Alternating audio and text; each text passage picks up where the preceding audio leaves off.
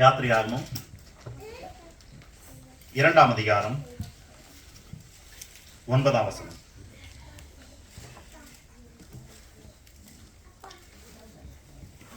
பார்வோனுடைய குமார்த்தி அவளை நோக்கி, நீ இந்த பிள்ளையை எடுத்துக்கொண்டு போய் அதை எனக்கு வளர்த்திடு, நான் உனக்கு சம்பளம் கொடுக்கிறேன் என்றாள். அந்த ஸ்திரீ பிள்ளை எடுத்துக்கொண்டு போய் அதை வளர்த்தாள். இந்த சம்பவம் என்ன என்று உங்களுக்கு தெரியும்.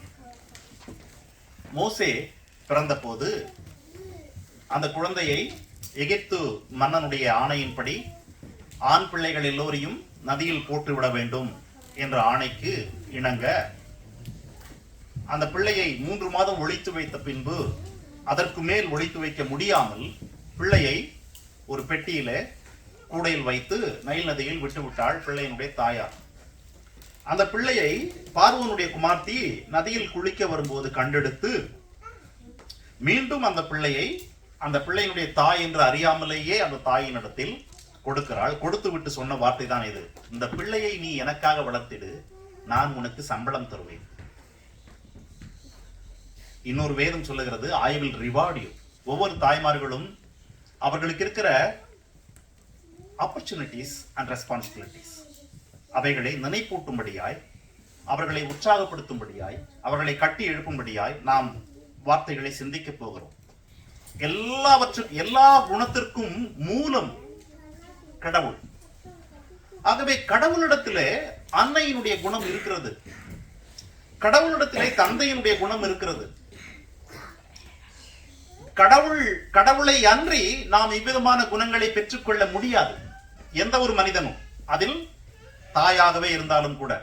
தாய்மார்களிடத்தில் இருக்கிற ஒரு சிறப்பான குணம் என்னவென்றால் என்ன? ஆறுதல், கம்ஃபோர்ட். ஒரு குழந்தை அழுகிறது என்றால் அந்த குழந்தை தாயினிடத்தில் போனால் மட்டுமே ஆறுதல் அடையும். அது ரொம்ப சின்ன குழந்தையா இருக்கும், வேற யாரிடத்துல போனாலும் அந்த ஆறுதலை அது உணராது. அது எப்படிதான் தெரியுதோ தெரியல. தாயினிடத்தில் போனவுடன் அந்த குழந்தைக்கு ஒரு ஆறுதல் கிடைத்து விடுகிறது. திருப்புங்கள் ஏசாயா 66:13. ஒருவனை அவன் தாய் தேற்றுவது போல நான் உங்களை தேற்றுவேன். இஸ்ரவேல் மக்களுக்கு அவர் சொல்றாரு, ஒருவனை ஒரு தாய் தேற்றுவது போல.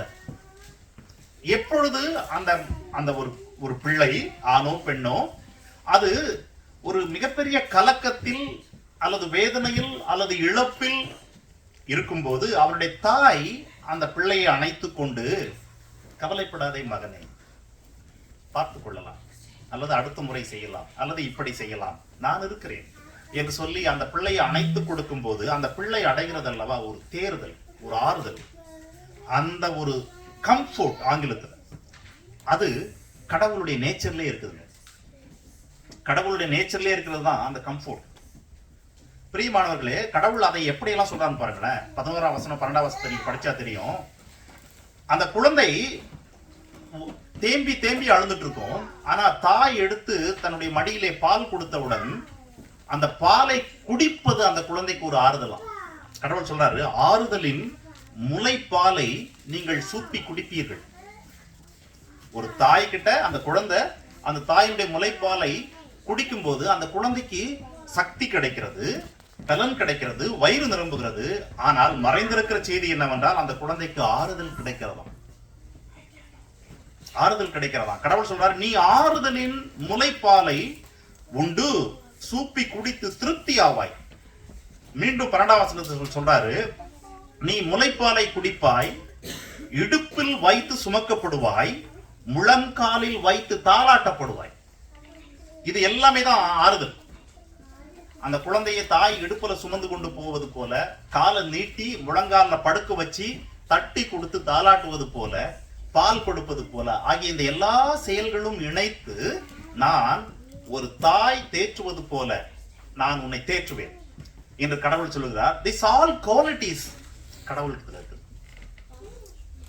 கடவுள் நான் உன்னை ஆற்றுவேன், தேற்றுவேன் என்று சொல்வதை இந்த உலகத்தில் இருக்கிற எல்லா விதமான உறவுகளிலுமே தாயினிடத்தில் இருக்கிற உறவுதான் சிறந்ததாக கடவுள் கருதி அதற்கு ஒப்பிட்டு சொல்லுகிறார். ஒரு தாய், அந்த தாயை கூட வளர்ந்த பிள்ளைய சொல்லல, தான் பால் கொடுக்கிற பிள்ளை, பால் கொடுப்பது எத்தனை வயசு வரைக்கும் கொடுப்பாங்க? சின்ன பிள்ளையா இருக்கும் போதுதான், இல்லையா? ஆக அந்த வயசுல இருக்கிற பிள்ளையை நான் ஆற்றுவது போல அந்த பிள்ளையால ஒண்ணுமே செய்ய முடியாது. தனக்கான தேவையை சந்தித்துக் கொள்ளவே முடியாது. ஈவன் தன்னுடைய தேவையை சொல்லவே தெரியாது. அபிதமாய் ஒன்றுமே தெரிய முடியாமல், ஒன்றும் செய்ய முடியாமல் இருக்க ஒரு பிள்ளைக்கு இந்த தாயானவள் காட்டுகிற ஆறுதல் இருக்குது அல்லவா? அது போல நான் உங்களுக்கு செய்வேன் என்று கடவுள் சொல்கிறார். கடவுளும் தாயும் சமமா என்றால் இல்ல. கடவுளுடைய குணம் வே ஃபார் ஹையர். ஆனால் கடவுள் நாம் புரிந்து கொள்வதற்காக அம்மாக்களுடைய அந்த அன்போடு ஒப்பிடுகிறார், அவர்களுடைய அந்த ஆறுதலோடு ஒப்பிடுகிறார், அவ்வளவுதான். ஆனால் God's love and comfort is far superior than anybody else's. ஆக ஒரு தாய் தேற்றுவது போல, the way the mother comforts. அடுத்தது இன்னொரு வசனம் சொல்றாரு, அதே ஏசாயாவுல 49 அதிகாரம் 15 வசனம். அதிலே அவர் சொல்லுகிறார், ஒரு பெண் தன் கர்ப்பத்தின் பிள்ளைக்கு இறங்காமல் தன் பாலகனை மறந்து விடுவாளோ? ஆனால் ஒருவேளை அவள் மறந்தாலும் நான் மறப்பதில்லை என்று சொல்லுகிறார். அது ஆங்கில வேதத்தில் என்ன சொல்லுதுன்னா, கம்பேஷன். பிள்ளைக்கு, கர்ப்பத்தில் பிறந்த சிறு பிள்ளைக்கு இரக்கம் காட்டாமல், அதாவது தாய்க்கு ரொம்ப சோர்வு இருக்கிறது, தூக்கம் வருகிறது, நைட்லாம் கண் விழிச்சு பிள்ளையை பார்த்ததுனால, குழந்தை பெற்றெடுத்த புதுசுல உடல் வலி இருக்கிறது. ஆகவே அவள் உடல் சொல்லுகிறது, நீ படுத்து ஓய்வெடு என்று. பிள்ளை அழுகிறது, பிள்ளைக்கு பசி, பிள்ளைக்கு வேற யாருமே எதுவுமே கொடுத்து விட முடியாது தாயை தவிர. ஆனா தாய்க்கு தூக்கம், களைப்பு, வலி எல்லாமே இருக்குது. அவிதமான சூழலில் அந்த பெண் தன் கர்ப்பத்தில் பிறந்த அந்த பிள்ளைக்கு இறங்காமல் இருப்பாளோ? கம்பேஷன், ஒரு இரக்கம் இல்லாமல் விட்டு விடுவாளா? அடுத்த முறை கொடுத்துக்கிறேன், இப்போ நீ கொஞ்ச நாள் அழுதுனரு அப்படின்னு விட்டுருவாங்களா? அந்த இளைய சின்ன அந்த குழந்தைக்கு யாருமே அப்படி பண்ண மாட்டாங்க. கடவுள் சொல்றாரு, I will compassion, I will show my compassion like that. நீ ஒன்றுமே முடியாமல் கண்ணீரோடு இருப்பில்ல, அந்த சமயங்கள்ல நான் I will show you mercy and I will never forget you. Like a mother who not forget, like a mother who show compassion on the baby, nursing baby. என்று சொல்லி கடவுள் அவருடைய கம்பேஷனையும் அவருடைய கம்ஃபோர்ட்டையும் அம்மாக்கள் காட்டுகிற அந்த கம்பேஷன் அண்ட் கம்ஃபோர்ட்டோட இணைச்சு சொல்றாரு. பிரியமானவர்களே, நாம் கை குழந்தையா இருந்த போது நம்ம அம்மாங்கள் நம்மகிட்ட எப்படி நடந்துக்கிட்டாங்க நமக்கு தெரியாது. We don't know. பட் நம்ம வளர்ந்த பின்பு நமது அம்மாக்கள் நம்மகிட்ட எப்படி நடந்துக்கிட்டாங்கன்றதுதான் நம்ம மனதில் பதிஞ்சிருக்கும். அதை வைத்து உங்கள் அம்மாவுடைய அன்புகளை எடை போடாதீங்க.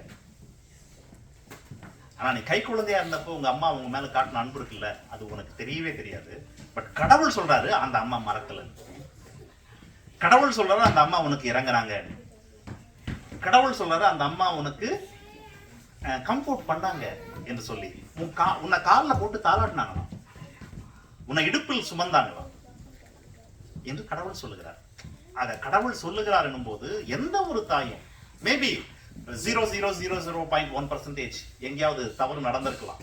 ஆனா எல்லா அம்மாக்களும் when the babies were small they showed these all characters. 1 தெசலோனிக்கேயர் 2:7, உங்களிடத்தில் பட்சமாய் நடந்து கொண்டோம். எப்படி பட்சமாய் நடந்து கொண்டோம்? பவுல் எழுதுகிறார் தெசலோனிக்கேயருக்கு, எப்படி பட்சமாய் நடந்து கொண்டாராம்? பால் கொடுக்கிற தாயானவள் தன் பிள்ளைகளை காப்பாற்றுகிறது போல. பால் கொடுக்கிற தாய், again it was talking about a small baby which is only depending on the milk, mother's milk. ஆக பால் கொடுக்கிற தாயானவள் தன் பிள்ளையை காப்பாற்றுகிறது போல, caring and protecting. அது போல நாங்கள் உங்களிடத்தில் பட்சமாய் நடந்து கொண்டோம். எப்படி காப்பாற்றுகிறாளாம் பால் கொடுக்கிற பிள்ளைய? தாய் பால் கொடுக்கிறாள். முதலாவது அந்த பால் உயிர் சத்து. அந்த பால் என்ன இருக்குது? எல்லா விதமான சக்திகள் இருக்குது. இன்னைக்கு நம்ம என்னென்ன சாப்பிடுறோம்? பேலன்ஸ்டு டயட்னு புரோட்டீன், புரதம் சாப்பிடுறோம், விட்டமின் சாப்பிடுறோம், அல்லது நார் சத்து சாப்பிடுறோம், கார்போஹைட்ரேட் சாப்பிடுறோம், கொழுப்பு கலந்து சாப்பிடுறோம். எல்லா பொருளையும் கலந்து சாப்பிட்டாதான் அது பேலன்ஸ்டான ஒரு டயட்னு சொல்றோம், ஆரோக்கியமா இருக்க முடியும் என்று மருத்துவர்கள் சொல்றாங்க இல்லையா? ஒரு குழந்தைக்கு இதெல்லாம் எப்படி கிடைக்குது? ஒரே ஒரு பொருள் தான், அது பால். ஆக அந்த குழந்தை பாலை தவிர்த்து வேறு ஒரு உணவை சாப்பிடுகிற வரைக்கும் அந்த குழந்தைக்கு கிடைக்கிற அந்த பால்ல என்னென்ன இருக்குது? எவ்ரிதிங். ஆக அந்த தாய் கொடுக்கிற அந்த பால்ல அந்த குழந்தைக்கு உயிர் கிடைக்கிறது, உயிர் கிடைக்கிறது, பாதுகாப்பு கிடைக்கிறது, ஆறுதல் கிடைக்கிறது, இத்தனை காரியங்களும் கிடைக்கிறது. பவுல் சொல்றாரு, நான் அதே வண்ணமாக உன்னிடத்தில் நடந்து கொண்டேன். சபை மக்கள்கிட்ட சொல்றாரு. அவர் என்ன கொடுத்தாராம்? 8ஆம் வசனத்துல நீங்க பார்த்தா தெரியும். நாங்கள் உங்களுக்கு தேவனுடைய வசனத்தை கொடுத்தோம், வசனமாகிய பாலை கொடுத்தோம். எப்படி ஒரு குழந்தைக்கு பால் இல்லை என்றால் உயிர்ச்சத்து கிடைக்காதோ, அதே போல புதிதாய் பிறந்த சபையில் இருக்கிற மக்களுக்கு அவர் வசனம் என்கிற ஒரு உயிர்ச்சத்தை, உணவை தொடர்ச்சியாய் கொடுத்தாராம். ஆக உணவு கொடுத்து ஒரு குழந்தையை வளர்ப்பது, ஒரு குழந்தையை அரவணைத்து ஆறுதல் கொடுப்பது, ஒரு குழந்தையை மறந்து விடாமல் இரக்கம் காட்டுவது என்கிற எல்லா செயலுக்குமே வேதம் தாயை தான் காட்டுது, அம்மாவை தான் காட்டுது. ஆகவே தாயாய் இந்த உலகத்தில் இருக்கிற நீங்கள் அத்தனை பேருமே, இங்கே அமர்ந்திருக்கிறவர்களாகட்டும், இந்த செய்தியை கேட்க போவர்களாகட்டும், கொடுத்து வைத்தவர்கள் முதலாவது. இரண்டாவது, கடவுளுடைய சிறப்பு அழைப்பு பெற்றவர்கள், கடவுளுடைய சிறப்பு அழைப்பு பெற்றவர்கள். அவ்விதமான அந்த தாய்மார்களுக்கு கடவுள் சொல்றாரு, ஐ will reward you, take this baby and rise for me. எனக்காக இந்த குழந்தையை நீ வளர்த்திருக்கு. இந்த குழந்தையை நீங்கள் பெற்றீர்கள், கணவன் மனைவியா இணைந்து நீங்க இப்ப வளர்த்துட்டு இருக்கீங்க. ஆனா கடவுளுடைய பார்வையில இந்த குழந்தையை நீ எனக்காக வளர்த்திடு. I will repay you or I will reward you, I will give you your salary. இந்த குழந்தையை வளர்ப்பதற்கு என்று சொல்லுகிறார் கடவுள் அந்த வசனத்தின் அடிப்படையில். It was not directly talking to us, but you can take this one, God will reward you. எப்போ என்றால் நீ இந்த குழந்தையை அவருக்காக வளர்க்கும் போது. இந்த மோசேயினுடைய தாய் மோசேயை எகிப்து ராணிக்காக வளர்ப்பதினால்தான் சம்பளம், தனக்காக வளர்ப்பதற்கு சம்பளம் இல்லை. Try to understand. ஆக இந்த குழந்தையை நீ வளர்க்கிறாய் என்பதற்காக உனக்கு எந்த விதமான ரிவார்டும் கிடையாது. But if you raise this baby for God, கடவுளுக்காக நீ வளர்க்கிறாய் எனும்போது God said, I will repay you, I will reward you என்று சொல்லி. பிரியமானவர்களே, வேதம் சொல்லுகிறது, சாரி இந்த உலகம் சொல்லுகிறது, தமிழ்ல ஒரு பழமொழி மாதிரி உண்டு, சொல்லாடல். என்னது? தாயை போல பிள்ளை, நூலை போல சேலை. நூல் எப்படி இருக்கிறதோ அதை பொறுத்து தான் சேலை அமையும். பின் சேலையை தறியில வச்சு செய்யும் போது நூல் எவ்வளவு தரமா இருக்கிறது அல்லது எவ்வளவு குவாலிட்டி ஆகுது, அதுக்கேற்பதான் சேலை வருமா. அதை ஒப்பிட்டு தாய் எப்படிப்பட்டவள் என்பதை பொறுத்துதான் பிள்ளை, தாயை போலதான் பிள்ளை என்று தமிழ்ல சொல்லுவாங்க. அநேக இடங்களில் அது உண்மைதான்.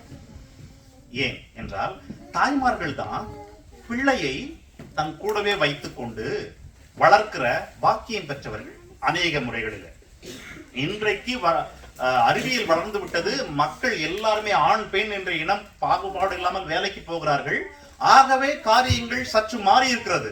ஆனால் பொதுவான உண்மை என்னவென்றால் தாய்மார்கள் தான் பிள்ளை வளர்ப்பதற்கு ஆன ஒரு பாக்கியம் பெற்றவர்கள். அதனாலதான் குழந்தை பெற்றுக் கொண்ட தாய்க்கு 6 மாசம் லீவ் தருது மருத்துவத்துறையில அரசாங்கம், சம்பளத்தோட. இல்லையா? அவங்க அப்பாவுக்கு தரலையே, அம்மா பெற்றுக்கிட்டதுக்காக 6 மாசம் லீவு, குழந்தை நீ வளர்த்துக்கொண்டு. ஒரு தாய் தனக்குள் என்னென்ன குணங்களை வைத்திருக்கிறாள், தான் கற்றுக்கொண்ட அறம் எது, நற்குணங்கள் எது, இவைகளை அந்த தாய் பால் ஊட்டுவதின் வழியாக, பால் ஊட்டும் போது சொல்லுகிற கதைகளின் வழியாக, தூங்க வைக்கும் போது சொல்லுகிற கதைகளின் வழியாக, தன் வாழ்க்கையில் தினசரி அவள் நடந்து கொள்ளுகிற விதத்தின் மூலமாக அந்த குழந்தைக்கு கடத்துகிறாள். அந்த குழந்தைக்கு கடத்துகிறாள். அப்படி கடத்துவதின் வழியாக அந்த குழந்தை ஒரு நாளில் தாயை போல பிள்ளை என்கிற நிலை அடைகிறது. Hebrews chapter 11 verses 31. விசுவாசத்தினாலே ராகாப் என்னும் வேசி வேபுகாரரை சமாதானத்தோடு ஏற்றுக்கொண்டு கீழ்ப்படியாதவர்களோட கூட சேதமாகாதிருந்தாள். அந்த பெண்மணி பாருங்க, யோசுவா என்ன பண்றாருன்னா 2 வேவுக்காரரை ஸ்பைஸை கூப்பிட்டு நீங்க போய் எரிகோ எப்படிப்பட்டது என்று பார்த்துட்டு வாங்க என்று அனுப்புகிறார். அப்படி போன அவங்க எரிகோவுடைய கோட்டை கதவுகள்கிட்ட போறாங்க. அந்த கதவுகள்கிட்ட போனோம்னா உள்ள எரிகோவுக்குள் போய், அது ஒரு பெரிய மதில் சூழ்ந்த பட்டணம், அதற்குள் போய் நைட்டு தங்கணும். ஏன்னா பட்டணம் எப்படிப்பட்டது, எவ்வளவு பேர் இருக்காங்க, எவ்வளவு ஸ்ட்ரென்த் இருக்குது, எல்லாத்தையும் விசாரிக்கணும்னா உள்ள நுழைஞ்ச வினாடியிலே தெரிஞ்சிடாது. முதலாவது அவர்கள் என்ன பாஷை பேசுகிறார்கள், இவர்களுக்கு என்ன பாஷை தெரியும் என்கிற விஷயம் இருக்குது. ஆக அவர்கள் போன உடனே கேட்ல இருக்கிற மக்கள் கிட்ட இந்த 2 ஆண்களும் கேட்கிறாங்க, நைட் இங்க தங்கணும்னா எங்க தங்குறது? ஏன்னா அங்க உள்ள வந்து ஹோட்டல் இருக்கும்லாம் உத்தரவாதம் இல்லை.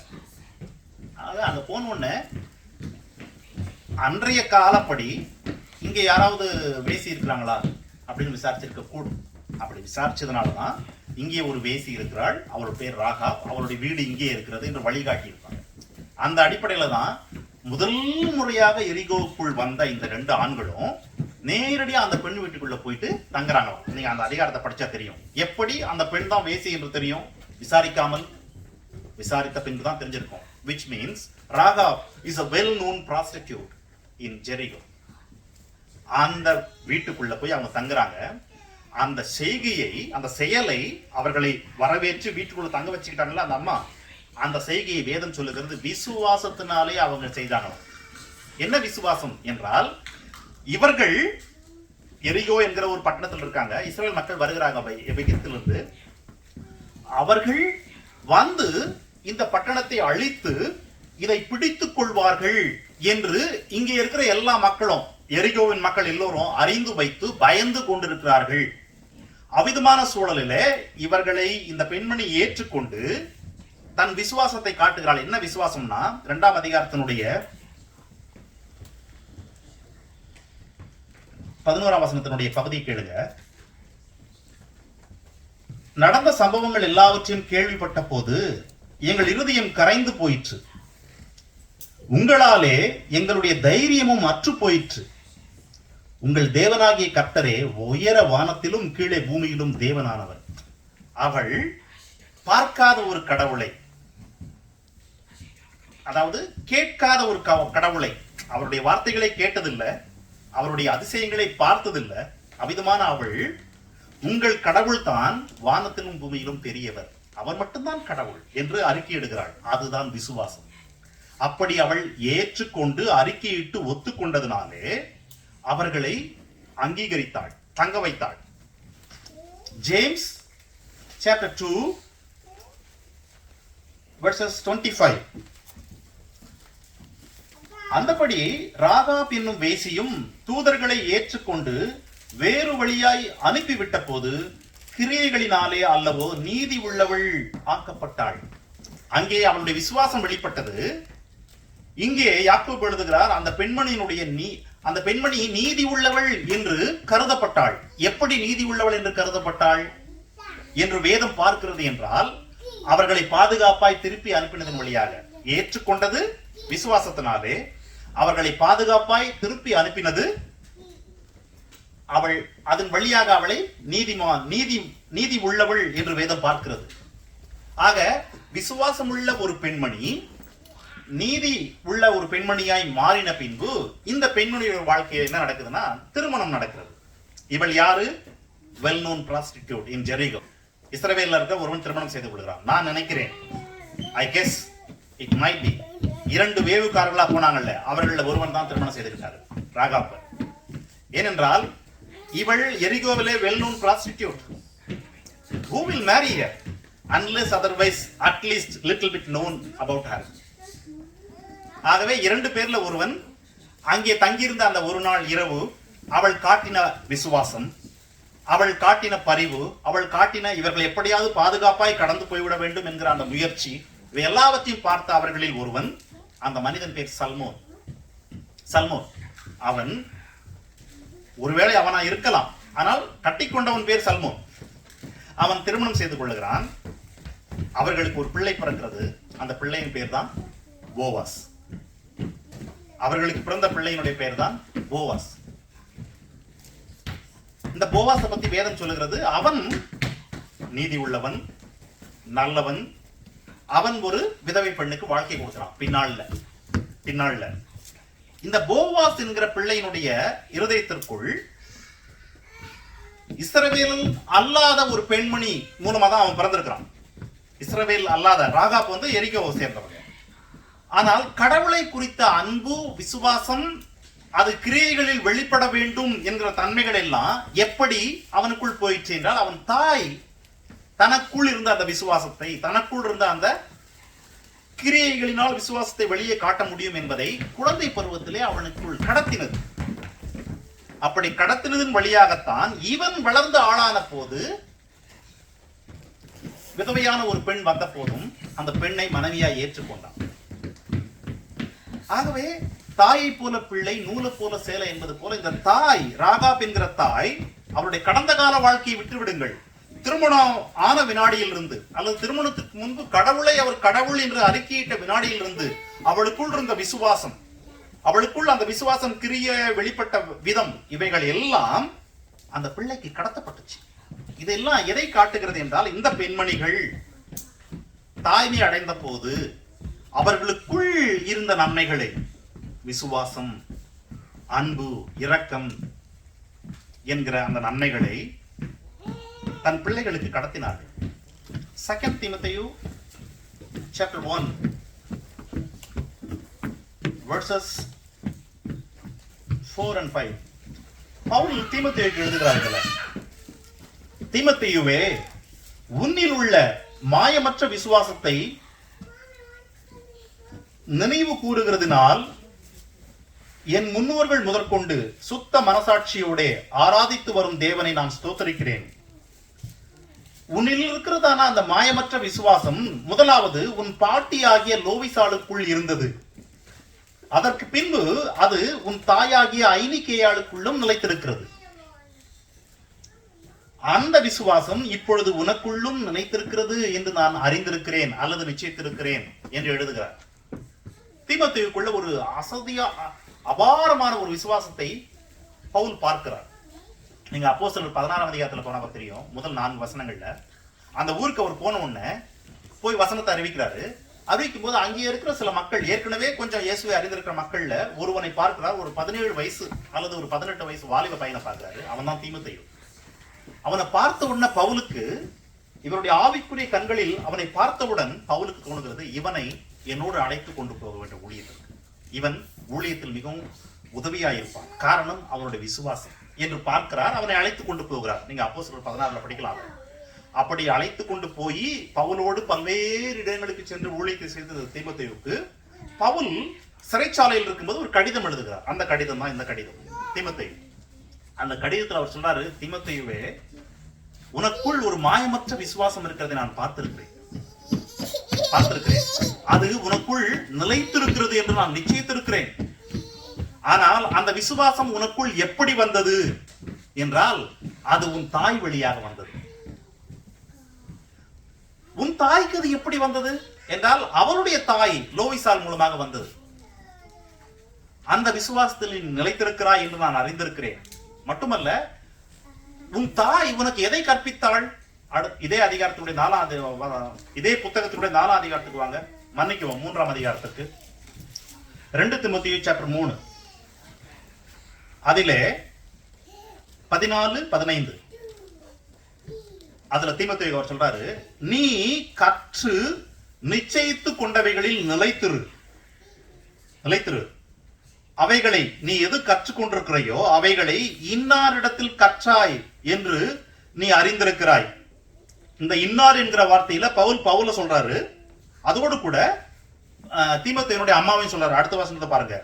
இயேசு கிறிஸ்துவை பற்றும் விசுவாசத்தினாலே உன்னை ரட்சிப்புக்கு ஏற்ற ஞானம் உள்ளவனாக்கத்தக்க பரிசுத்த வேத எழுத்துக்களை நீ சிறு வயது முதல் அறிந்தவன். சிறு வயது முதல் தீமோத்தேயு எப்படி அறிஞ்சுக்கிட்டாரு? அன்றைக்கு எழுதப்பட்ட பைபிள் இல்ல, பிரிண்டட் பைபிள் இல்ல அன்னைக்கு. சிறு வயது முதல், அதாவது பவுல் கிட்ட வந்ததுக்கு அப்புறம் இயேசு கிறிஸ்துவை குறித்த ரகசியங்கள் எல்லாவற்றையும் பவுல் வழியாய் அவர் அறிந்து கொண்டார். ஆனால் சிறு வயது முதல் அவர் எதை அறிந்து கொண்டார்? வேத எழுத்துக்களை, பார்க்க முடியாத, அதாவது எழுதப்படாத வேதத்தை எப்படி அறிந்து கொண்டார்? அவருடைய தாயார். அந்த தாயாருக்கு எப்படி தெரியும்? அவருடைய தாயார். ஆக நீ அவர்களிடத்தில் அறிந்து கொண்டாய் என்று எனக்கு தெரியும் என்றார் மறுபடியும் அவரு. அந்த வேத எழுத்துக்கள் கடவுள் கொடுத்தது. 16 வசனம். அந்த வேத எழுத்துக்களை படித்தவன், கற்றவன், அதன்படி வாழ விரும்புகிறவன் அவன் தேறினவனாயிருப்பான், எல்லா நற்கிரியும் செய்ய தகுதி உள்ளவனாயிருப்பான். அந்த வேத எழுத்துக்கள் சீர்திருத்தலுக்கு, உபதேசத்திற்கு, கடிந்து கொள்ளுதலுக்கு, நீதியை செய்யும்படி படிப்பிப்பதற்கு பிரயோஜனம் உள்ளதா இருக்கிறது. இவ்விதமான அந்த வேத எழுத்துக்களை தன் தாயினிடத்தில் தீமோத்தேயு கற்றுக்கொண்டான் என்று வேதம் எழுதுகிறது. ஆக தாய்மார்களுடைய responsibilities first and opportunities second, இது ரெண்டுமே தாய்மார்களே கெடுத்துக் கொண்டால் மட்டும்தான் உண்டு. Opportunity God given, responsibility already there. பிரியமானவர்களே, இவர்கள் தங்களுடைய அந்த ஆப்பர்ச்சுனிட்டியை as a mother என்கிறதான ஆப்பர்ச்சுனிட்டியை they took it very seriously. They took it very seriously and they spent their life fully to lead their children to God. அந்த தம்பிக்கு என்ன வயசு? 16. இவ்வளவு பெரிய ஒரு பையனை பவுல் அந்த ஊர்ல பார்த்த உடனே he sensed he could be my next generation என்பதை அந்த 16 வயது பையனை பார்த்த உடனே சென்ஸ் பண்ண முடியுதுனாக்கா, அந்த பையனுக்குள் அவன் தாயார் போட்ட வேத வசனங்கள், அவன் வைத்திருக்கிற விசுவாசம் பவுல் பார்க்கிறார். அணி பிரியமானவர்களே, அந்த ஐனிக்கையாள் மட்டும் இல்ல, ராகாப் மட்டும் இல்ல, இங்க இருக்கிற ஒவ்வொரு தாய்மார்களும் அபிதமான ஒரு விசுவாசத்தை, அபிதமான ஒரு வேத எழுத்துக்களை, ஒழுக்கமுள்ள ஒரு வாழ்வு முறைகளை பிள்ளைகளுக்கு கடத்த முடியும். You have the opportunity. நான் இன்னும் ஒரு உதாரணத்தை சொல்றேன். இந்த உதாரணம் பைபிள்ல இல்லை. I was so impressed with this example. இது யாரு அப்படின்னா, ஆனி என்கிறதான ஒரு தாயார், ஒரு சகோதரி, கிறிஸ்துவுக்குள் ஒரு அன்பு சகோதரி. ஆனால் அவர்களுக்கு இப்பொழுது 83 வயது. 83 வயது நிரம்பிய பெண் இன்னும் உயிரோடு வாழ்ந்து கொண்டிருக்கிறாங்க. ஆனி என்கிறதான ஒரு தாயார். இவர்கள் தன்னுடைய 25வது வயதுல திருமணம் பண்ணிக்கிட்டாங்க. ஏன்னா தாயார் என்பதனால நான் திருமண வயது வந்து வரேன், குழந்தை பருவத்தை நான் சொல்லல, நம்ம தாய்மார்களை குறித்து பேசுவதனால 25வது வயதுல திருமணம் பண்ணிக்கிட்டாங்க. அவங்க திருமணம் பண்ணிக்கிட்ட மனுஷன் யாருன்னா சாக் பூனன் என்கிறதான ஒரு கடவுளுடைய ஊழியக்காரன். இந்த 2 பேரும் திருமணத்தின் போது அவர்களுடைய நிலை என்ன என்றால், திருமணத்திற்கு 2 ஆண்டுகளுக்கு முன்னாடி 66ஆம் வருஷம் 1966ல இந்த சாக் பூனன் இந்தியன் நேவியிலிருந்து ஒரு அதிகாரியா இருந்து வேலையை விட்டுட்டு வரார் வெளியே. எதற்கு என்றால் ஊழியம் செய்வதற்கு. கடவுள் முழு நேர ஊழியத்திற்கு அழைக்கிறார். இவர் இந்தியன் நேவில ஒரு ஆபீசரா இருக்கிறாரு. வேலையை ரிசைன் பண்ணிட்டு தன் பேங்க் அக்கவுண்ட்ல இருக்க எல்லா பணத்தையும் பல்வேறு ஊழியர்களுக்கு பகிர்ந்து கொடுத்து விட்டு ஜீரோ பேலன்ஸோட, நோ ஜாபோட முழு நேர ஊழியத்திற்கு வருகிறார். அன்று துவங்கி அவருடைய அடுத்த வேளை உணவுக்கே கடவுள் தான் அவரை போஷிக்க வேண்டும் என்கிற ஒரு நிலை. இது 1966ல நடக்குது. அதே 1966ஆம் வருடத்துல ஆனி என்கிறதான இந்த சகோதரி வெல்லூர் சிஎம்சில டாக்டர் முடிச்சிட்டு அங்கிருந்து மகாராஷ்டிராவுக்கு பயணப்படுறாங்க. கோத்ரா என்கிறதான ஒரு இடத்துல இருக்கிற குஷ்டரோக ஆஸ்பத்திரி, குஷ்டரோகிகளுக்கு மட்டுமே சிகிச்சை கொடுக்கிற அந்த ஹாஸ்பிட்டலுக்கு போறாங்க. இந்த பெண்மணி, வாலிப பெண்மணி, டாக்டர், சேவை செய்வதற்காக, சம்பாதிப்பதற்கு இல்லை. ஆக அந்த வருடத்தில் சேவை செய்வதற்காக டாக்டர் படிப்பு முடிச்சுட்டு அங்க போன அந்த பெண்மணியும், வேலையை ராஜினாமா செய்துவிட்டு ஊழியம் செய்து வந்த இந்த மனிதரையும், இவர்களுக்கும் வருமானம் இல்லை, காரணம் சேவை செய்ய போறாங்க, இவருக்கு வருமானம் இல்லை, வேலையை விட்டுட்டு ஊழியத்துக்கு வந்திருக்கிறாரு. இந்த 2 பேரையும் 68ஆம் வருடத்திலே கடவுள் இணைக்கிறார் திருமணத்தில். இருவருக்கும் நோ இன்கம் மேரேஜ். அடுத்த ஆண்டு குழந்தை பிறக்கிறது, முதல் குழந்தை. ஆக அந்த வருடத்திலிருந்து 28 ஆண்டுகள் அந்த அம்மா எழுதுறாங்க. அந்த அம்மாவை குறித்து அவருடைய பிள்ளைகள் எழுதியிருக்காங்க. அன்று துவங்கி எப்பனாக்கா 1968 இருந்து தன்னுடைய 54வது வயது வரைக்கும் 28 ஆண்டுகள். அதாவது அவர்களுக்கு 4 ஆண் பிள்ளைங்க பிறந்தாங்க. 4வது ஆண் பிள்ளை கல்லூரிக்கு போகிற வயது வருகிற வரைக்குமான 28 ஆண்டுகள் அவங்க சொல்றாங்க. 4வது பையன் கல்லூரிக்கு போகிற வரைக்குமான 28 ஆண்டுகள் பிள்ளைகளை வளர்த்தாங்களாம் வீட்டில். She is a medical doctor. She got graduated in one of the toughest medical institution இந்த வேர்ல்டு. அந்த டைமில் அது எவ்வளோ வேல்யூ தெரியுமா, சிஎம்சி டாக்டர்ன்றது. அதில் படிச்சுட்டு she put herself in home. ஏன் என்றால் திருமணத்திற்கு முன்பே அவருடைய கணவன் முழு நேர ஊழியத்திற்காக வேலையை விட்டு வந்தவர். ஆகவே அவர் பிள்ளைகளை வளர்க்க முடியாது, ஊழியத்துக்கு போக வேண்டிய மனிதன். அபிதமான அந்த மனிதனை ஊழியம் செய்யட்டும் என்று விட்டுவிட்டு தனக்கு பிறந்த 4 ஆண் பிள்ளைகளையும் கண்ணும் கருத்துமாக அவர்கள் வளர்த்தாங்களாம். 28 ஆண்டுகள். 4வது பிள்ளை கல்லூரிக்கு கடந்து போயிடுச்சு என்கிற நிலை வந்த பின்புதான் அன்று துவங்கி தன் கணவனோடு அவர் போகிற ஊழிய தலங்களுக்கு எல்லாம் போய் ஊழியம் செய்ய ஆரம்பிச்சு. உடன் இருந்தாங்க, சப்போர்ட்டிவா. That's all. ஆனால் அவர்கள் மருத்துவம் படித்த நாள் துவங்கி இன்று வரைக்கும் இதுவரைக்கும் ஒரு பைசா கூட அவங்க சம்பாதிக்கலையா. பட் ஷி ட்ரீட்டட் நியூமரஸ் கணக்கான ஆண்களையும் பெண்களையும். அந்த 4 ஆண் பிள்ளைகளுக்கு திருமணம் ஆயிருக்குது. திருமணம் ஆயிட்டு இன்றைக்கு அவர்களுக்கு 17 பேர பிள்ளைகள் இருக்கிறாங்க. அவருடைய கணவன் அந்த கடவுளுடைய ஊழியக்காரன், அவருடைய 4 பிள்ளைகள், அந்த 4 பிள்ளைகள் வழியாக இப்பொழுது அவர்களுக்கு 17 பேர பிள்ளைகள் என்கிற அந்த கூட்டம் என்று கொண்டு சொல்லுகிறது. அவள் பிள்ளைகள் எழும்பி அவளை பாக்கியவதி என்கிறார்கள். அவள் புருஷனும் அவளை பார்த்து அநேகம் பெண்கள் குணசாலிகளா இருந்தது உண்டு, நீயோ அவர்கள் எல்லாருக்கும் மேற்பட்டவள், எல்லாருக்கும் மேற்பட்டவள் என்கிற நிலையை அவர்கள் அடைந்தார்களாம் என்று எழுதுகிறார்கள். பெரியமார்களே, இந்த பெண்மணி அந்த தாயார் இது எப்படி என்னால் செய்ய முடிந்தது என்று சொல்லுகிறார்கள். அவங்க எழுதுறாங்க, 1968 அவங்களுக்கு குழந்தை பிறந்த பின்பு வெள்ளூர்ல ஒரு சிங்கிள் ரூம் வீடை வாடகைக்கு வைக்க முடியல, வாடகை கூட எடுக்க முடியல. அவங்க 2 பேரால they cannot able to afford for a rent. அந்த வருடத்தில் ஒரு வாடகை வீட்டை விட்டு அஃபோர்ட் பண்ண முடியல. அமிதமான சூழல்ல கூட நான் வேலைக்கு போய் சம்பாதிக்கலாம் என்று எடுக்காம 4 ஆண் பிள்ளைகளையும் அவர்கள் வளர்த்து ஆளாக்குனாங்க. எப்படி முடிஞ்சது என்றால் அவர்கள் எழுதுறாங்க சில சீக்ரெட்ஸ் எல்லாம். என்ன எழுதுறாங்கன்னா, நான் கடைசி நாளில் என் ஆண்டவர் முன்பு போய் நிற்கும் போது அவர், நான் 4 பிள்ளைகளை உன்கிட்ட கொடுத்து எனக்காக வளர்த்துடு, நான் உனக்கு ரிவார்டு தருவேன்னு சொல்லியிருந்தனே, நீ வளர்த்தியா என்று கேட்பார்.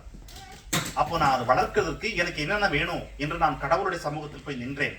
கடவுள் சொன்னார், பிள்ளையை உனக்குள் இருந்து பிள்ளைக்கு நீ கடத்த முடியும், ஆகவே உனக்குள் நீ எதை நிரப்புகிறாய் என்று பார்.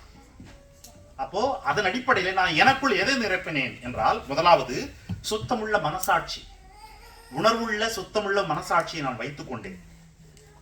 என்றால் என் இருதயம், என் மனசாட்சி சுத்தமாக இருக்கும் போது அதிலிருந்து பிறக்கிற எல்லா வார்த்தைகளும் எல்லா செயல்களும் சுத்தமுள்ளதாய் உணர்வுள்ளதாய் இருக்கும். என் பிள்ளைகளுக்கு நான் கடத்த முடியும்.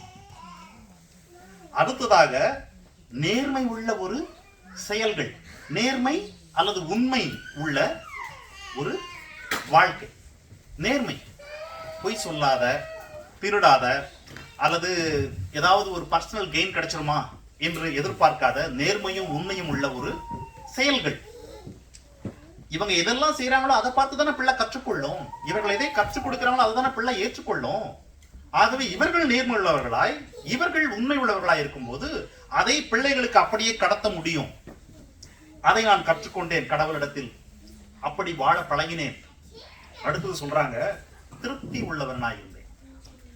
நான் மருத்துவராய் வேலை செய்தால் லட்சக்கணக்கில் சம்பாதிச்சிருக்க முடியும்.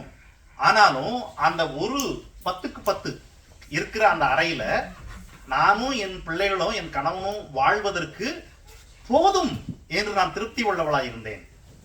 என் கணவன் ஊர் ஊரா போய் வேலை செய்யட்டும். அவர் சில சமயங்கள் 6 வாரம் கூட இருக்க மாட்டார் வீட்டுல. 6 weeks continuously he will go all over India at the time for ministry. ஆக அந்த 6 வாரங்கள் இந்த 4 பிள்ளைகளை தனி பெண்மணியாய் வைத்துக் கொண்டு குடும்பத்தை நடத்தினேன். ஒரு பென்சில், நம்ம எல்லாம் பிள்ளைங்களுக்கு பென்சில் கொடுக்குறோம்ல, இந்த பென்சில் வாங்கினாங்கன்னா அந்த பென்சிலை 2ஆ வெட்டிடுவாங்க.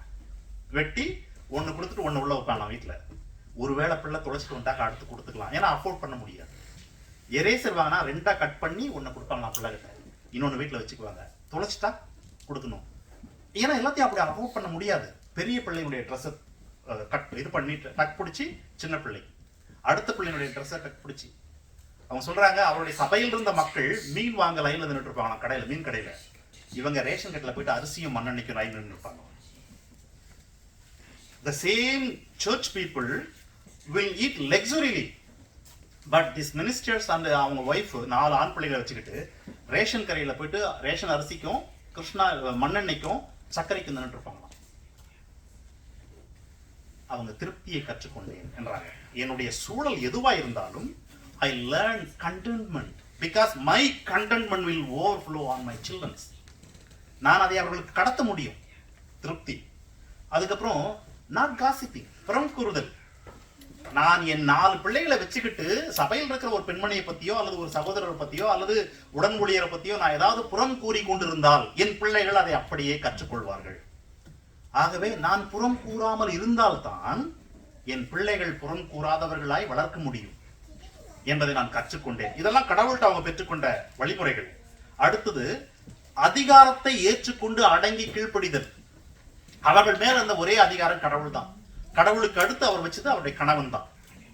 அந்த கணவன் சம்பாதிக்கவில்லை, அந்த கணவன் வேலைக்கு போறதில்லை, அந்த கணவன் ஊழியத்தை மட்டும் தான் பண்றாரு. அபிதமான சூழலில் அதிகம் படித்த, அவரும் நல்லா படித்த ஒரு மனிதன் தான், மிகவும் படித்த ஒரு மனிதன் தான் சாக் போனன் அவர்களும். இவர்கள் டாக்டருக்கு படிச்சுட்டு இருக்கிற இவங்க வேலையின் மூலமாக ஒரு சம்பாத்தியம் இல்லாத கணவனுக்கு கீழ் அடங்கி அதிகாரத்தை ஏற்றுக்கொண்டு மகிழ்ச்சியோடு இருப்பது, அதன் வழியாக அதிகாரத்திற்கு கீழ்ப்படிவது, அதிகாரத்தை ஏற்றுக்கொள்வது, அதிகாரத்திற்கு மரியாதை செலுத்துவது, இவைகளை என் பிள்ளைகளுக்கு நான் கடத்த முடிந்தது. என் கணவன் 6 வாரங்கள் வெளியே போயிட்டு இருந்தா கூட அவர் சொன்ன ஒரு வார்த்தைகளை கூட தவறாமல் 6 வாரங்கள் நான் செய்ததை என் பிள்ளைகள் பார்த்தார்கள். கணவன் தான், அப்பா தான் போயிட்டார்ல, அம்மா பாரு அப்பா போயிட்டு இப்படி பண்றாங்க என்பதை ஒரு பிள்ளையும் இது வரைக்கும் என் வாழ்க்கையில விட்னஸ் பண்ணல.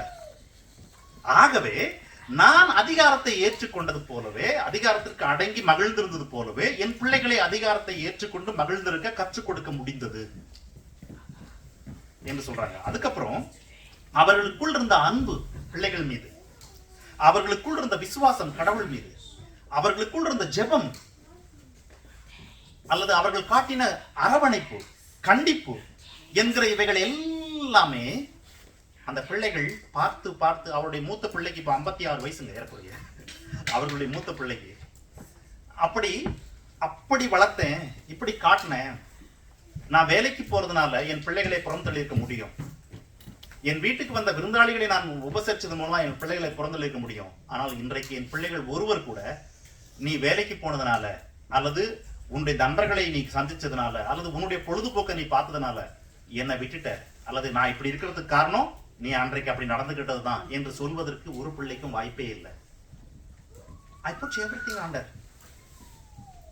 என்று அவர்கள் நடந்து கொண்டதுனாலே அவர்கள் பிள்ளைங்க சொல்றாங்க, அம்மா ருசி ருசியா நீ சமைத்து போட்ட உணவு, எங்கள் 4 பேரும் உடுத்துவதற்கு என்று நீ ஓயாமல் தோய்த்த ஆடைகள். பிரியமானவர்களே, 4 ஆம்பளை பிள்ளைங்க ஸ்கூலுக்கு போறாங்கன்னாக்கா அவங்க விளையாடுற விளையாட்டுல நம்ம இந்தியாவில் இருக்க வெயில்ல எவ்வளவு ஆடைகள் அழுக்காகணும். நிறைய ஆடை வாங்கி வச்சுக்க முடியாத குடும்பம் அது. பெரியவனுடைய துணி சின்னதாயிடுச்சுன்னா அதை அடுத்த குழந்தைக்கு தச்சு போடுற குடும்பம் அது. அப்ப எவ்வளவு துணிகளை அந்த அம்மா துவைச்சிருக்க வேண்டும் வாஷிங் மிஷின் இல்லாத ஒரு குடும்பத்துல. அந்த குழந்தைங்க சொல்றாங்க, நாங்கள் உடுத்திட ஓய்வில்லாமல் நீ துவைத்த உடைகள், நாங்கள் சாப்பிட நீ ருசியா சமைத்த உணவு, நான் வியாதிப்பட்ட போதெல்லாம் என் நெச்சை மீது பதிந்த உன்னுடைய மென்மையான குளிர்த்த கரங்கள், நான் சிரிக்க வேண்டும், அதை நீ பார்த்து மகிழ வேண்டும் என்பதற்காகவே நீ சொன்ன நகைச்சுவைகள், எங்கள் துன்பத்தின் போது நீர் சிந்தின கண்ணீர், எல்லாவற்றையும் எங்களுக்காக நீ தியாகம் செய்து இயேசுவின் அன்பை எங்கள் மீது காட்டினாயே. இது என்கிற இதை எல்லாவற்றின் நிமித்தம் இப்பொழுது நாங்கள் சொல்லுகிறோம், நீ பாக்கியவர் என்று சொல்றாங்க. அந்த அம்மா சொல்றாங்க, அந்த அம்மாவுடைய கணவன் சொல்றாரு, என்ன சொல்றாருன்னா, என் 4 பிள்ளைகளும் ஆண்டவரை ஏற்றுக்கொண்ட சீஷர்கள். இப்பொழுது 4 பேரும் கடவுளுக்கு இன்றைக்கு ஊழியம் செய்துட்டு இருக்காங்க. 4 பேரும் ஊழியம் செய்துட்டு இருக்காங்க. 4 பேரும் a whole-hearted disciple of Jesus Christ. அதற்கு கடவுளுடைய இரக்கம் ஒரு காரணம், கடவுளுடைய கிருபை ஒரு காரணம் என்று சொல்றாரு. சொல்லிட்டு, என் மனைவி 28 ஆண்டுகளாய், அந்த அவங்க வீட்டிலேயே இருந்தாங்கல்ல, கணவனோடு எங்கேயும் போகாம கூட, அந்த 28 ஆண்டுகளாய் பல்லாயிரக்கணக்கான மணி நேரங்கள் என் பிள்ளைகளோடு செலவழித்த அந்த மணி நேரங்கள் தான் காரணம். கடவுளுக்கு பின் I am the person, because of me only my children are like that அப்படின்னு அவர் சொல்லவே இல்லை.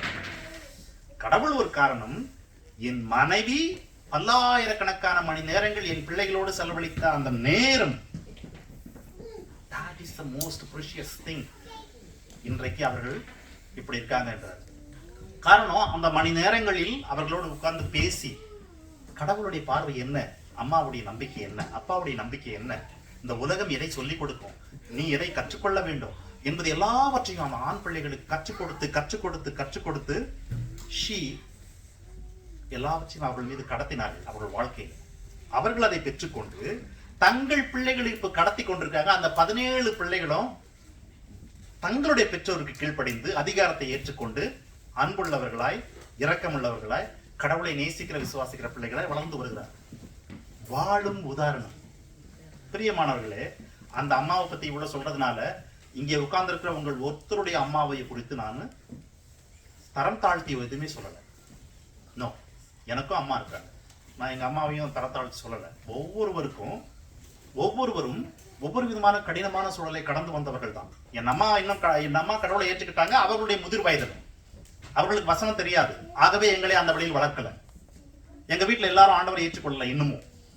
அதே போல உங்க வீட்டுல ஒவ்வொருத்தருடைய வீட்லயும் அவ்விதமான காரியங்கள் இருக்கக்கூடும். அநேக காரியங்களில் உங்க அம்மா நல்லா செஞ்சிருப்பாங்க, சில காரியங்களை தவற விட்டுருப்பாங்க. But this particular woman, a godly woman, have a witness. டாக்டரா இருந்தா கூட வேலையை விட்டுட்டு, வேலையே செய்யாம, அப்படியே யாருக்கு உதவி செஞ்சாலும் அதனால வருமானத்தை வாங்காம, பிள்ளைகளை வளர்ப்பது, கணவனுக்கு உதவியா இருப்பது என்கிற காரியங்களில் முற்றிலும் தன்னை ஒப்பு கொடுத்து விட்டு இன்றைக்கு அதனுடைய பலனை அறுவடை செய்து கொண்டிருக்கிறார். அண்ட் அந்த 4 பிள்ளைகளும் இன்றைக்கு வாழும் சாட்சி. இந்த மதர்ஸ் டேஸ்ல I want to encourage each and every one of you mothers who is sitting here or who is going to listen, who will be listening. Take this one as an opportunity. அந்த பார்வனுடைய சகோதரி சொன்னது போல இந்த பிள்ளையை எடுத்துக்கொண்டு போய் எனக்காக வளர்த்திடு, நான் உனக்கு ரிவார்ட் தருவேன் என்று சொன்னது போலவே கடவுள் உங்கள் கரங்களில் 1 பிள்ளை, 2 பிள்ளை, 3 பிள்ளை, 4 பிள்ளை என்று கொடுத்து வைத்திருக்கிறார். கொடுத்து கடவுள் சொல்றாரு, எனக்காக வளர்த்திடு. Raise this boy or girl for me, I will reward you. பிரியமானவர்களே, அந்த அம்மா சொல்றாங்க, என்னோட கூட திருப்புங்க மத்தேயு 25ஆம் அதிகாரம் 20 to 23. அப்பொழுது 5 தாலந்தை வாங்கினவன் வேறு 5 தாலந்தை கொண்டு வந்து, ஆண்டவரே 5 தாலந்தை என்னிடத்தில் ஒப்புவித்தீர், அவைகளை கொண்டு இதோ வேறு 5 தாலந்தை சம்பாதித்தேன் என்றான். எஜமான் அவனை நோக்கி, நல்லது, உத்தமமும் உண்மையும் உள்ள ஊழியக்காரனே, கொஞ்சத்திலே உண்மையாயிருந்தாய், அநேகத்தின் மேல் அதிகாரியாய் வைப்பேன், உன் எஜமானனுடைய சந்தோஷத்துக்குள் பிரவேசி என்றான். அப்படியே 2 தாலந்து வாங்க சொல்றான். இந்த வசனத்தை அந்த அம்மா மேற்கோள் காட்டி சொல்றாங்க, கடைசி நாளில் நான் ஆண்டவர் முன்பு போய் நிற்கும் போது நல்லது, உண்மையும் உத்தமமான ஊழியக்காரியே, என்ன ஊழியம் செஞ்சாங்க என்றால் அவங்க சொல்றாங்க, பூமியிலே நீ ஒரு உண்மை உள்ள தாயாக நடந்து கொண்டாய், ஒரு வெற்றி உள்ள ஒரு தாயாக நடந்து கொண்டாய், ஆகவே உன் எஜமானுடைய சந்தோஷத்துக்குள் பிரவேசி என்று ஆண்டவர் சொன்னால் போதும். By giving these all examples in Bible and outside Bible, I want to encourage you, that's all. I don't want to put any of you in any blame. No. Our parents, they did whatever they possible. அவங்களுக்கு என்ன முடிஞ்சதோ அதை செஞ்சாங்க. அவர்களுடைய கல்வி, அவர்களுடைய அதிகாரம், அவர்களுடைய பணபலம், அவர்களுடைய வருமானம், அவர்களுடைய சூழலை வைத்து அவர்களால் முடிந்ததை செய்தார்கள். நீங்கள் இன்றைக்கு ஆண்டவரை ஏற்றுக்கொண்டு அமர்ந்திருக்கிறீங்க இல்லையா? உங்களுக்கு இவ்விதமான சத்தியங்களை கடவுள் கொடுத்திருக்கிறார். Take this one as serious. இதை மிகவும் சீரியஸா எடுத்துக்கொண்டு look this one as an opportunity and responsibility and lead your children to God. கடவுளிடத்தில் உங்கள் பிள்ளைகளை நடத்துங்கள். எப்படி நடத்த முடியும் என்றால், உனக்குள் பொங்கி வழிகிற, கடவுளுக்கு கீழ்ப்படுகிற, கடவுளை நேசிக்கிற, விசுவாசிக்கிற ராகாப்பை போல கிரியைகளில் வெளிப்படுத்துகிற, அல்லது பிள்ளைகளுக்கு வேத வசனங்களை சிறுவயது முதல் கற்றுக் கொடுத்து விசுவாசத்தை கடத்தின ஐனிக்கேயாள், லோவிசால போல, அல்லது இந்த ஆனி என்கிறதான அம்மாவை போல, ஆனி பூனம் என்கிற இவர்களைப் போல உங்கள் பிள்ளைகளுக்கு கடத்துங்கள். விசுவாசத்தை, அன்பை, ஒழுக்கத்தை, கண்டிப்பை, கீழ்ப்படிதலை. அவங்க சொல்றாங்க, என் வீடு ஒரு அடைக்கல பேழையா இருக்க வேண்டும் என்று வாஞ்சிக்கிறேன் இந்த 4 பிள்ளைகளுக்கும். ஏன்னா எங்க வீட்டுக்காரர் அடிக்கடி வெளியே போயிடுவார் ஊழியத்துக்காக. அதனால அப்பா வந்து சொல்றேன் இரு என்று அவர்களை மிரட்டுவதின் வழியாக அப்பா வந்தார்னா போலீஸ்கார மாதிரி வருவார் போலுகுதே என்று பிள்ளைகள் பயப்படாமல் அப்பா வரட்டும் என்று மகிழ்ச்சியோடு காத்திருக்கிற. ஆனா இவங்க சொல்றாங்க, என் பிள்ளைகள் என் வீட்டையே சுற்றி வர வேண்டும். ஆகவே இந்த வீடு ஒரு அடைக்கல பேழையா இருக்க வேண்டும் அவர்களுக்கு. இந்த வீட்டில் இருக்கிற நாங்கள் அவர்களுக்கு ஒட்டுமொத்த அன்பையும் காட்டுகிறவர்களா இருக்க வேண்டும். அப்படி இருப்பதன் வழியாக என் பிள்ளைகள் வீடு போதும் எங்களுக்கு என்று இருந்து விடுவார்கள். அதற்கு இந்த வீட்டை நான் ஒரு அடைக்கல பேழையாய் வைத்திருக்க வேண்டும். என் வீட்டுக்காரரை ஒரு போலீஸ்காரராக காட்டக்கூடாது அவர்கள். Do you understand? இவ்விதமான வார்த்தைகள் எல்லாவற்றையும் அப்படியே அவர்கள் சொல்லல. பட் இந்த அவருடைய அந்த புத்தகத்தை படித்ததன் வாயிலாக நான் அந்த சாரத்தை நான் இப்படி எடுத்துக்கொள்ளுகிறேன், இப்படி உங்களுக்கு பிரசன்ட் பண்றேன். ஆகவே பிரியமானவர்களே, அந்த வீடு ஒரு பூந்தோட்டமா அல்லது ஒரு அடைக்கல பேழையா உங்கள் வீடு, அதற்கு நீங்கள் தான் உத்தரவாதி. உங்களால் முடியும். அந்த அம்மாவால முடிஞ்சிச்சு இல்ல. வருமானமே இல்லாத ஒரு சூழல்ல கூட 4 பிள்ளைகளுக்கு பண்ண முடிஞ்சது இல்ல. உங்களாலும் முடியும். கடவுளையே அறியாத ஒரு வேறு தேசத்தை சேர்ந்த விபச்சாரியா வாழ்க்கை வாழ்ந்து கொண்டிருந்த ஒரு ராகாப்பால முடிஞ்சது இல்ல விசுவாசத்தை கடத்த. You can able to lead your children to God. அப்படி நீங்கள் கடவுளுக்கு நடத்துகிற போது கடவுள் கடைசி நாளில் உங்கள் ஒவ்வொருவரையும் பார்த்து சொல்லுவார், நல்லது, உண்மையும் உத்தமும் உள்ள ஊழியக்காரியே. ஆண்டவரே, நான் எங்கேயுமே பிரசங்கம் பண்ணலையே. Yes, the greatest ministry which you did for me was raising these children for me. They accepted this me as their savior. That is the ministry you did at home. ஆகவே உன் எஜமானுடைய சந்தோஷத்துக்குள் பிரவேசி என்கிற ஒரு காரியத்தை கடவுள் உங்களுக்கு சொல்லுவார். Take this one as opportunity and a responsibility. May God bless you.